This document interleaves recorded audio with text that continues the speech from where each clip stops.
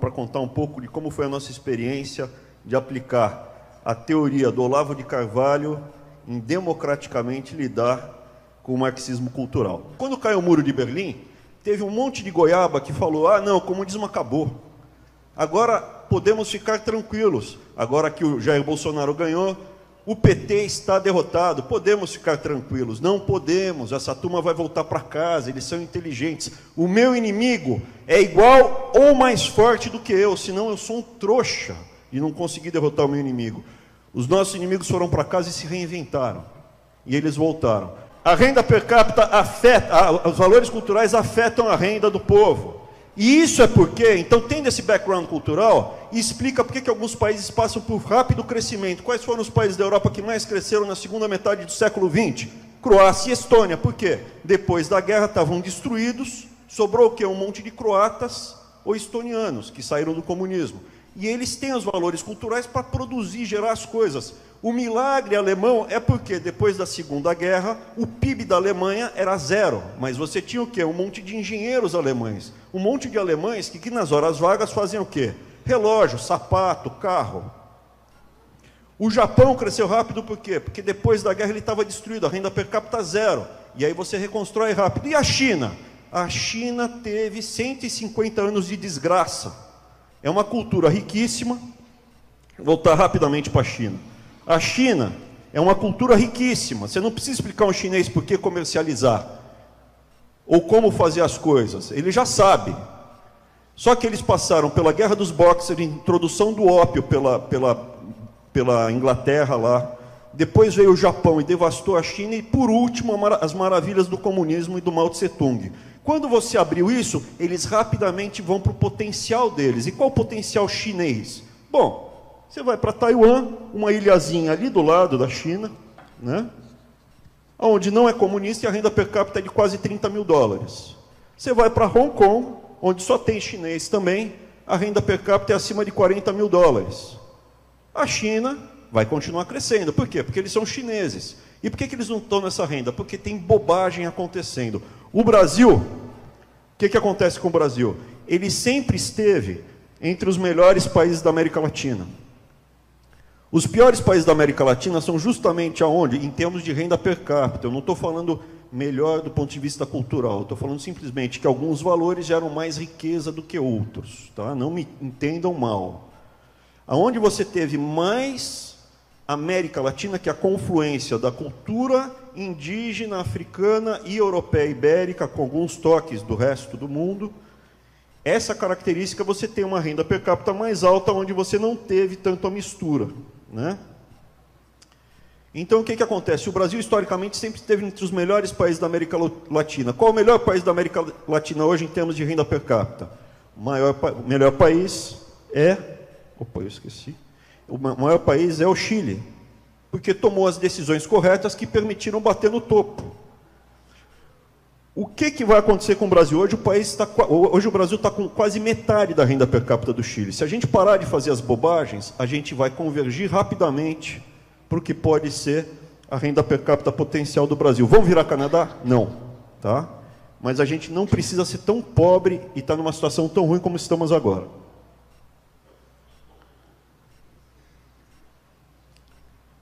Diferença cultural, assim, uma outra coisa, a gente sempre andou junto, né?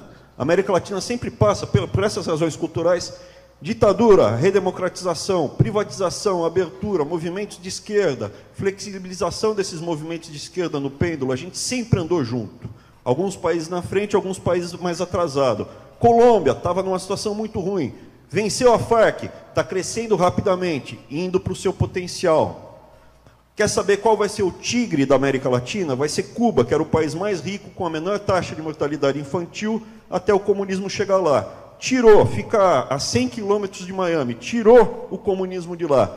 Vai ser uma riqueza boçal. Aonde vai bater? Uma renda per capita de 25 mil dólares. Vai ser igual a americana? Não, mas vai ser rico como 25 mil dólares.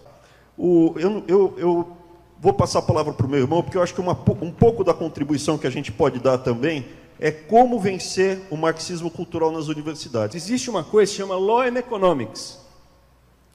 E na universidade, eu não acreditei. Quando eu estava na Unifesp, na USP eu comecei a ver. Eu já vi isso acontecendo, mas começarem a negar a matemática. Quando eu lia George Orwell, eu falava, nossa, esse cara sacou, esse cara descobriu o segredo de tudo. O George Orwell, ele dizia, eu li recentemente a biografia dele, ele falava assim, enquanto 2 mais 2 forem 4, a minha liberdade está garantida. E o que os comunistas e socialistas fazem? Eles desconsideram o Max Horkheimer. Os alunos vieram falar, olha, professor, estão dizendo aí que a matemática está a serviço do capitalismo, que a ciência é burguesa. Eu falei, mas não é possível, cara. Então a gente, assim, deixa passar, isso aí é palhaço, isso é palhaço. Na faculdade, lá na USP, eu tinha amigos lá, coleguinhas, que falavam assim, eu não aprendo francês, eu não aprendo inglês, porque é língua de imperialista, eu aprendo francês. Eu falava, esse cara está fora do jogo. Esse cara está fora do jogo. Eles foram para Brasília, ficaram ricos. Esses aí. Então a coisa é séria, ela existe e eu lembro quando caiu o Muro de Berlim, a gente pensou assim, puxa vida, agora acabou, né? Acabou isso aí. Não tem mais comunismo. Eles se reinventam e já estão reinventando. A gente estava na madraça dos comunistas, que é a universidade. Então tem 2 professores que ousaram dar apoio científico ao Jair Bolsonaro, faz quase 2 anos.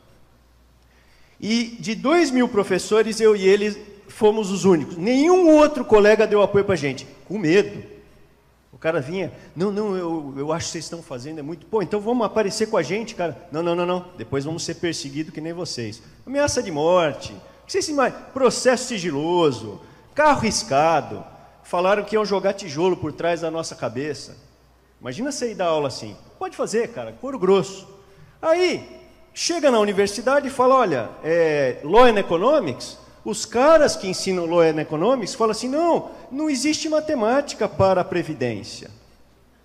Tem um cara que dá aula de Direito Atuarial, professor da universidade, que ele fala assim, você não pode tratar um presidiário com métodos quantitativos, estatística, porque o ser humano não é um número. Então tira o CPF desse cara, fala para ele se virar sem número na vida dele. Agora, é um método, porque se você tira a matemática, você tira o critério. E aí você escraviza mais fácil. Então, aonde que o George Orwell, aliás, chamava Arthur. George Orwell é um pseudônimo. Aonde que ele foi até um ponto. Agora, a gente tem novos nomes aí, que estão sacando. Olavo de Carvalho, Jair Bolsonaro, Eduardo Bolsonaro, Carlos Bolsonaro, Flávio Bolsonaro. Esses caras foram estertores, a gente tem que reconhecer. E aí o que acontece? Existe uma linguagem. A gente começou a ver, a gente tentava dialogar. Então você, cara, mas tem problema na Previdência, existe demografia. Existe pirâmide demográfica? Como é que você fala? Tem um monte de a população está envelhecendo e tem poucas crianças? Não. Se houver um déficit na Previdência, esse déficit é social, então pode explodir a Previdência. Como se não houvesse consequência, inflação, as nossas vidas. O resultado desta porcaria, a gente está vivendo na pele. Essa falta de critério estourou. As pedaladas foram previdenciárias, inclusive. E aí qual foi a estratégia que a gente descobriu? A estratégia quem descobriu não fomos eu nem o meu irmão. A estratégia quem descobriu Olavo de Carvalho, Jair Bolsonaro, o Duda, o Carluxo, o Flávio. É o seguinte, o comunista, ele te xinga, ele te chama de fascista, você fala, olha, a técnica é essa, os números, ele fala, seu fascista. E aí você fala, não, mas eu não sou fascista. Então você é racista. E eu sou racista, eu sou descendente de africano. Você é um nojento, você é um misógino. E aí você fica se defendendo. Então, quando um comunista ou socialista, o socialista, ele é a AIDS, o comunista é a doença oportunista. Então, quando um comunista ou socialista...